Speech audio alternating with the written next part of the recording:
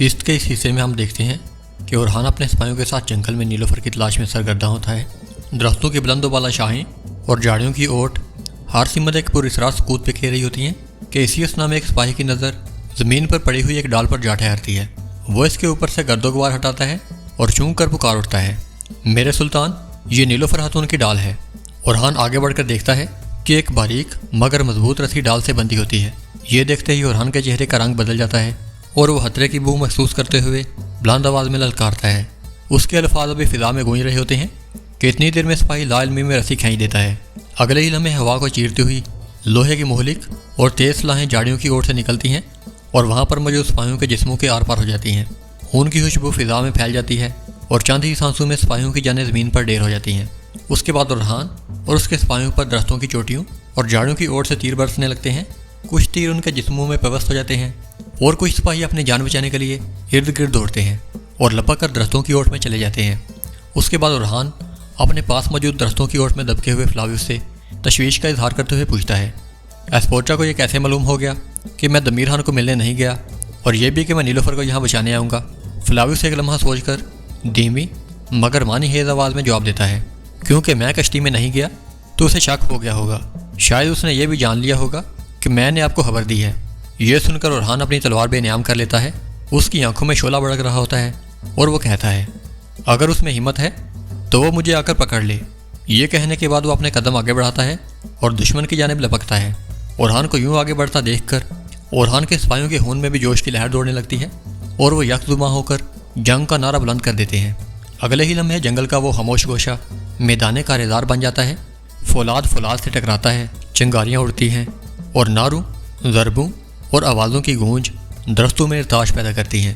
اس ہنگامہ جنگ کے برعکس فلاویوس چند لمحے پیچھے ہی دبکا رہتا ہے۔ اس کے چہرے پر تذبذب کی پرچھائیاں لہرا رہی ہوتی ہیں اور وہ دل ہی دل میں لڑائی میں کودنے کے بجائے وہیں پر ساکت ہونے کو ترجیح دیتا ہے، مگر پھر ضمیر کی خلش کے بعد وہ بھی اپنی تلوار بے نیام کر لیتا ہے اور میدان کارزار میں شہزادی ایسپورچا کے سپاہیوں کے روبرو ہو جاتا ہے۔ دور کھڑی ایسپورچا کی تیز نگاہیں فوراً اسے دیکھ لیتی ہیں۔ اس کے لبوں پر سرد مسکراہٹ ابھرتی ہے اور وہ اپنے قریب کھڑے سپاہی کو حکم دیتی ہے، فلاویوس اور اورحان کو چھوڑ کر باقی سب کو مار دو۔ سپاہی اپنا سر جھکا کر حکم بجا لاتے ہیں اور اپنے دوسرے جنگجوؤں کی مدد کو چلے جاتے ہیں۔ دشمن کی مزید نفری دیکھ کر فاطمہ گھبراہٹ بھرے لہجے میں کہتی ہے، ان کی تعداد بہت زیادہ ہو گئی ہے، ہم گھیرے میں آ چکے ہیں۔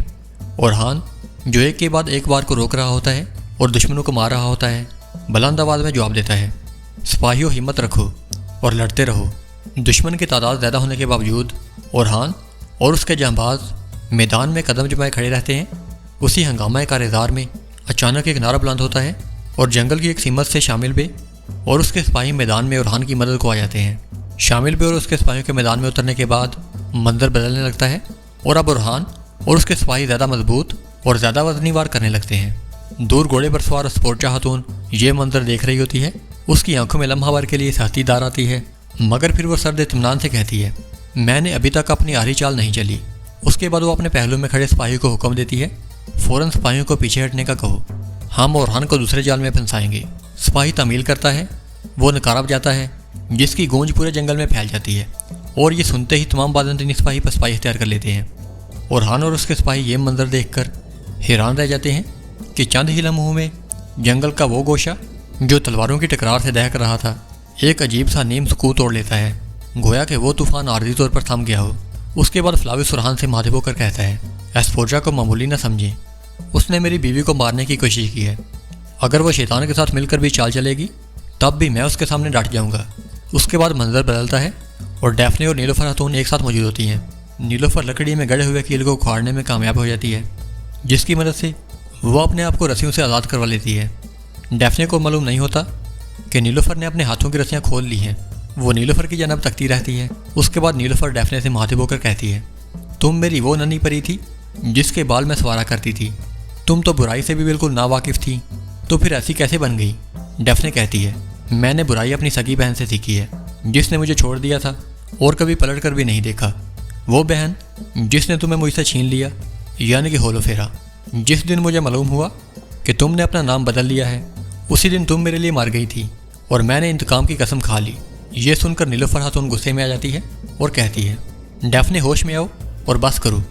ڈیفنے اپنی آواز مزید اونچی کر لیتی ہے اور کہتی ہے نہیں ابھی نہیں، میں اسپورچا کی طرح رحم دل نہیں ہوں، میں تمہیں جانے نہیں دوں گی اور تمہارے پیٹ میں پلنے والے بچے کو ترکوں کا عظیم دشمن بنا کر پالوں گی، بلکہ میں یہ سوچ رہی ہوں کہ تمہیں بچے کی پیدائش کے بعد ماروں۔ نیلوفر ڈیفنے کی جانب دیکھتی ہے اور اپنی آواز میں ضبط لیے کہتی ہے تم اپنے ہر کیے ہوئے عمل کا حساب دو گی ڈیفنے۔ اسی لمحے نیلوفر اچانک پوری قوت سے اپنا ہاتھ گھماتی ہے اور ایک زوردار مکہ سیدھا ڈیفنے کے منہ پر جڑ دیتی ہے۔ ڈیفنے لڑکھڑا جاتی ہے، اس سے سمجھ میں نہیں آتا کہ یہ سب اتنی تیزی میں کیسے ہوا۔ نیلوفر ایک بھی لمحہ ضائع کیے بغیر چھکڑے سے نیچے اترتی ہے اور اپنی پوری طاقت سے ڈیفنے کا چہرہ چھکڑے پر دے مارتی ہے۔ ڈیفنے نیم بے ہوش ہو کر ڈیر ہو جاتی ہے اور نیلوفر وہاں سے فرار ہو جاتی ہے۔ ڈیفنے چلا کر اس کے پیچھے بھاگتی ہے اور کہتی ہے تم فرار نہیں ہو سکتی نیلوفر۔ نیلوفر جنگل میں دوڑتی ہوئی جھاڑیوں کی اوٹ میں دبک جاتی ہے، اس کی سانسیں تیز چل رہی ہوتی ہیں مگر آنکھیں چوکس ہوتی ہیں۔ چند لمحوں کے بعد ڈیفنے بھی وہاں پر آ پہنچتی ہے۔ وہ گرد و پیش کا جائزہ لیتے ہوئے آگے بڑھتی ہے کہ اچانک نیلوفر اس کے پیچھے سے جھپٹتی ہے۔ وہ اپنے بازو میں اس کی گردن لپیٹ لیتی ہے اور پوری قوت سے اسے جکڑ لیتی ہے اور کہتی ہے تم نے مجھے دھوکہ دیا ہے، تم فرشتے کی شکل میں شیطان ہو اور میری بہن ڈیفنے نہیں ہو سکتی۔ یہ کہتے ہی وہ ڈیفنے کے ہاتھ میں موجود خنجر پر جبڑتی ہے۔ اسی کشمکش میں وہ دونوں توازن کھو بیٹھتی ہیں اور زمین پر دھڑام سے گر پڑتی ہیں۔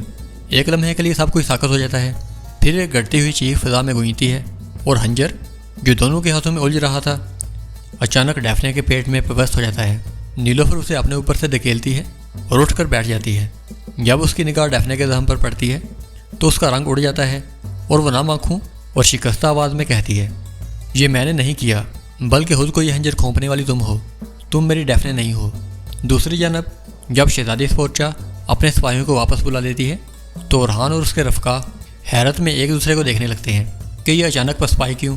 ان کے اس سوال کا جواب آنے میں دیر نہیں لگتی اور اچانک چاروں سمت کی بلندیوں سے تیروں کی نئی بوچھاڑ ہونے لگتی ہے۔ سلطان کو بچاؤ، کارا حلیل حکم دیتا ہے، جس کے ساتھ ہی تمام سپاہی اپنی اپنی ڈالیں اوپر کر کے ایک گھیرا بنا لیتے ہیں۔ بلندیوں پر موجود سپاہی گھاس پھوس کے دھوئیں کے گولے ان کی جانب پھینکتے ہیں، جس سے چاروں سمت دھواں پھیل جاتا ہے۔ اورہان بے چینی سے ارد گرد دیکھتا ہے کہ اسی اثنا میں دشمن کے سپاہی بارود سے بھرے ہوئے مٹکوں کو آگ لگا کر اورہان کی جانب پھینکتے ہیں۔ اورہان کی نگاہ ان جلتے ہوئے مٹکوں پر پڑتی ہے تو وہ فوراً خطرہ بھانپ لیتا ہے اور پوری قوت سے چلاتا ہے سپاہیوں فوراً پیچھے ہٹو۔ اگلے ہی لمحے بارود کے مٹکے ان کے درمیان آ گرتے ہیں اور پھر ایک ہولناک دھماکہ ہوتا ہے۔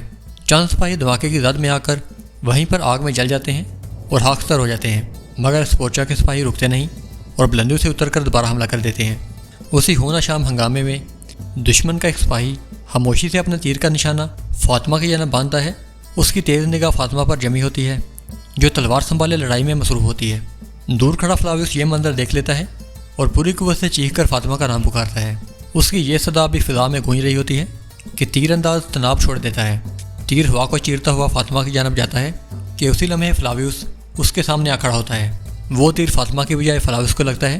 فلاویوس کا جسم جھٹکے سے پیچھے ڈگمگاتا ہے اور فاطمہ یہ منظر دیکھ کر ساکت رہ جاتی ہے، گویا کہ اس کے چہرے پر صدمہ اور حیرت ایک ساتھ عیاں ہو رہی ہو۔ وہ کانپتی ہوئی آواز میں پوچھتی ہے فلاویوس کیا تم ٹھیک ہو؟ دور اونچائی پر کھڑی اسپورچا جنگ کی وہ آگ، دھوئیں کے بادل اور گرتے ہوئے سپاہیوں کو دیکھ رہی ہوتی ہے۔ اس کی آنکھوں میں سرد عزم دہک رہا ہوتا ہے کہ اسی اثنا میں اورہان کی نظر اس پر جا ٹھہرتی ہے۔ ایک لمحے کو دونوں کی نگاہیں ٹکراتی ہیں کہ اسی وقت اورہان مضبوطی سے اپنے ہاتھ میں تلوار تھامے ہوئے سیدھا اس کی جانب بڑھتا ہے۔ اس کے بعد اسپورچا کہتی ہے میں آ گئی ہوں اورہان، وہ سب کچھ لینے جو تم نے مجھ سے چھینا تھا۔ تو دوستو کیسی لگی آپ کو یہ ویڈیو؟ اپنی رائے کا اظہار کمنٹ سیکشن میں ضرور کریں۔ ویڈیو اچھی اور انفارمیٹیو لگی ہو تو اسے لائک کریں اور ہمارے چینل کو سبسکرائب کریں۔ میں ملوں گا آپ کو ایسی ہی ایک نئی ویڈیو میں، تب تک کے لیے اللہ حافظ۔